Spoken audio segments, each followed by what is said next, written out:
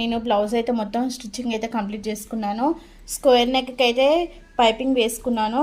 Square చూడండి ఏ విధంగా వచ్చిందో, కరెక్ట్ స్క్వేర్ వచ్చింది మనకి. మూల దగ్గర అయితే కరెక్ట్గా మూల అనేది మంచిగా తిరిగింది. మీరు చూడండి ఈ విధంగా రావాలండి స్క్వేరు. అంటే తను పక్కకు ఉన్నందుకు నేను డీప్ అనేది తక్కువ తీసాను.